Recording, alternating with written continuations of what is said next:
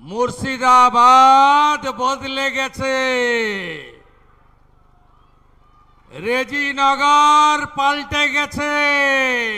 এর আগে প্রধানমন্ত্রী আবাস যোজনার বাড়ি এই চোর তৃণমূল লুট করেছে, গরিব বাড়ি পায়নি। মোদিজি 30,000 কোটি টাকা দিয়েছেন, তার লোক ধর্ম পালন করে 40 লক্ষ বাড়ির জন্য, আপনারা পাননি। আমরা 6.5 কোটির বেশি মানুষকে আয়ুষ্মান ভারতের কার্ড দেব।